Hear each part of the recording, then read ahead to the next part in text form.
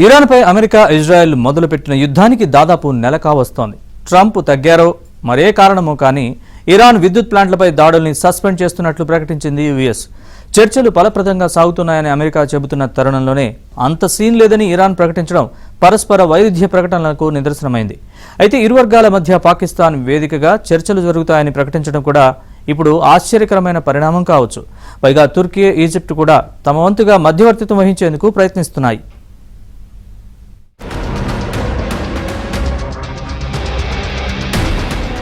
మధ్యప్రాచ్యం లేదా పశ్చిమాసియా యుద్ధం ముగింపు దశకు వచ్చే అవకాశం ఉందని ఆశావాదులు ఎదురుచూస్తున్నారు. అమెరికా అధ్యక్షుడు డొనాల్డ్ ట్రంప్ చేసిన ప్రకటనే అందుకు కారణం కావచ్చు.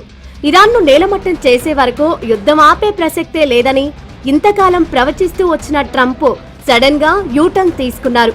మధ్యప్రాచ్యంలో నెలకొన్న ఘర్షణలకు సంపూర్ణ పరిష్కారం కనుగొనే దిశగా ఫలప్రదమైన చర్చలు జరిగినట్లు ట్రంప్ అన్నారు.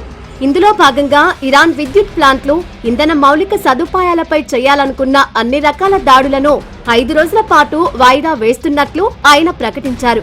దీనికి సంబంధించి ట్రూత్ సోషల్లో డొనాల్డ్ ట్రంప్ ఒక పోస్టు పెట్టారు. ఈ నిర్ణయం కొనసాగింపు అన్నది ప్రస్తుతం జరుగుతున్న సమావేశాలు, చర్చల సఫలత మీద ఆధారపడి ఉంటుంది అని ఆ పోస్టులో డొనాల్డ్ ట్రంప్ తెలిపారు.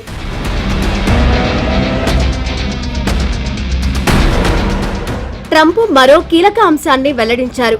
అమెరికా, ఇరాన్ మధ్య 2 రోజులుగా అత్యంత సానుకూలమైన, ఫలప్రదమైన చర్చలు జరిగాయని ఆయన చెబుతూ ఆ అంశాన్ని వెల్లడించేందుకు సంతోషిస్తున్నామన్నారు.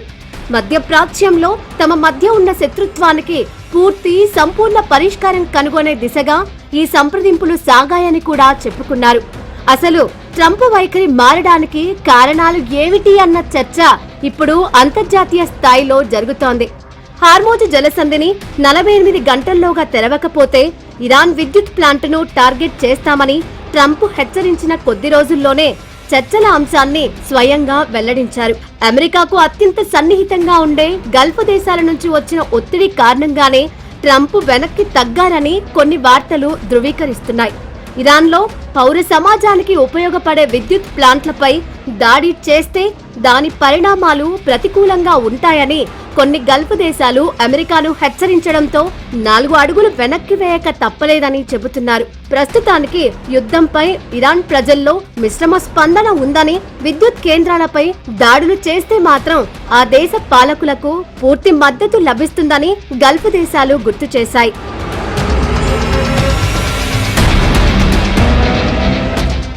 ఇరాన్తో అమెరికా చర్చలపై కూడా కొన్ని సందేహాలు వస్తున్నాయి. అసలు చర్చలకు ఎవరు పిలిచారు, ఎవరు చర్చలు జరుపుతున్నారని తెలియక తలో స్టేట్మెంట్ ఇచ్చే పరిస్థితి వచ్చింది.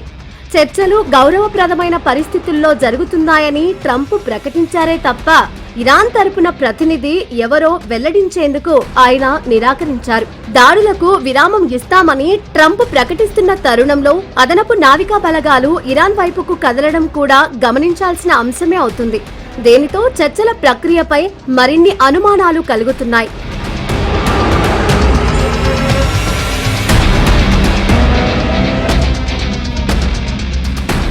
చర్చల ప్రక్రియకు అవకాశమే లేదని ఇరాన్ ప్రకటించడంతో కథ మొదటికొచ్చిందని వాదించే వాళ్లు ఉన్నారు.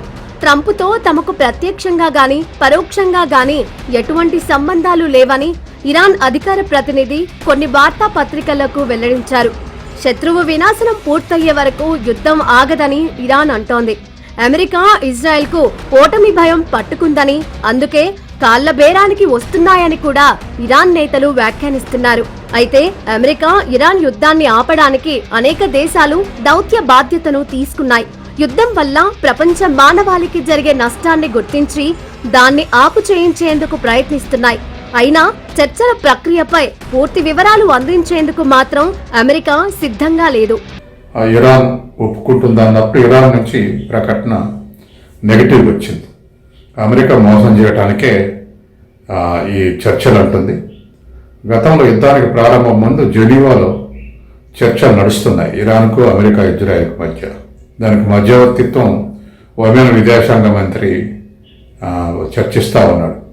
చర్చలు జరుగుతుంటే ఒకవైపు ఇంకోవైపు యుద్ధానికి కావాల్సినటువంటి సన్నాహాలను చేసుకున్నారు ఇజ్రాయెల్, అమెరికా. దాంతో ఏమరపాటుగా ఉన్నటువంటి ఖొమేని కానీ అగ్రశ్రేణి కమాండర్లు, నాయకులు అందరూ చనిపోయారు మొదటి రోజే. కాబట్టి మళ్ళీ కూడా చర్చలు అనే పేరిట ఇటువంటి మోసం చేయడానికి అమెరికా ఈ చర్చలు అంటుంది, విరామం అంటుందని చెప్పేసి ఇరాన్ నెగిటివ్గా రియాక్ట్ కావడానికి ప్రధాన కారణం ఇదే. తాజా సమాచారం ప్రకారం యుద్ధాన్ని ఆపే ప్రధాన మధ్యవర్తిగా వ్యవహరించేందుకు పాకిస్తాన్ సిద్ధమైంది. ఇరాన్తో ఉన్న సైనిక స్నేహాన్ని, అమెరికాతో ఉన్న సుదీర్ఘ మైత్రిని ఆసరాగా తీసుకొని ఇరు వర్గాలను చర్చల వేదికపైకి తీసుకొచ్చేందుకు పాకిస్తాన్ ప్రయత్నిస్తోంది. ఇస్లామాబాద్ వేదికగా చర్చలు జరిగితే అన్ని సమస్యలు పరిష్కారం అవుతాయని పాక్ పాలకులు అంచనా వేసుకుంటున్నారు. పాకిస్తాన్ ఆర్మీ చీఫ్ ఆసిఫ్ మునీర్ 2 రోజుల క్రితం అమెరికా అధ్యక్షుడు డొనాల్డ్ ట్రంప్ తో మాట్లాడినట్లుగా విశ్వసనీయ సమాచారం. పాక్ ప్రధాని షెహబాజ్ షరీఫ్ ఇరాన్ అధ్యక్షుడు మసూద్ తో చర్చించి వారి డిమాండ్లు తెలుసుకున్నారు. ఇరాన్ కు దగ్గరగా ఉన్న కొన్ని రాజ్యాలు మధ్యవర్తిత్వం వహిస్తున్నాయని అమెరికా ప్రకటించడానికి కూడా అదే కారణం కావచ్చు. గత వారం సౌదీ అరేబియా రాజధాని రియాద్ లో జరిగిన ఒక సమావేశం సందర్భంగా యుద్ధాన్ని ఆపేందుకు తగిన చర్యలు తీసుకుందామని పాక్ నేతలు ప్రస్తావించారు. చర్చలపై పాకిస్తాన్ 2 అడుగులు ముందుకు వేయడానికి ప్రాంతీయ పరిస్థితులు కూడా పనికొచ్చాయి. గల్ఫ్ దేశాల మాదిరిగా పాకిస్తాన్ భూభాగంపై అమెరికా సైనిక స్థావరాలు లేవు. దానితో ఇరాన్ వైపు నుంచి దాడులు జరగలేదు. ఇరాన్ తరహాలోనే పాకిస్తాన్లో కూడా అత్యధిక షియా జనాభా ఉంది. పాక్ మధ్యవర్తిత్వాన్ని ఇరాన్ అంగీకరించేందుకు అది కూడా ఓ కారణం కావచ్చు. పాకిస్తాన్, తుర్కీ, ఈజిప్ట్ ఈ 3 దేశాలు కూడా మధ్యవర్తిత్వం వహిస్తున్నాయి అని చెప్పేసి ఒక అనఫిషియల్ న్యూస్ ఫ్లోట్ అవుతుంది. కానీ అది నిజం కాదు, కేవలం అనఫిషియల్ అని చెప్పేసి మరొక రకమైనటువంటి ప్రకటనలు వస్తున్నాయి. కాబట్టి ఈ 3 దేశాలు కూడా మరి అమెరికా ఇరాన్కు మిత్రత్వంగా ఏమి వ్యవహరించలేదు. అయినా మరి ఇరాన్లో ప్రత్యామ్నాయ ప్రభుత్వాలకు వీళ్ళు సహకరిస్తున్నారా, లేదా అనేక నిబంధనలకు కట్టుబడేసి ఇరాన్ని అమెరికాకు టర్మ్స్ ఆఫ్ కండిషన్స్ ఫేవరబుల్గా ఉండడానికి ప్రయత్నం చేస్తారు అనేది మనకు ముందు తెలిసేటువంటి అవకాశం ఉంది.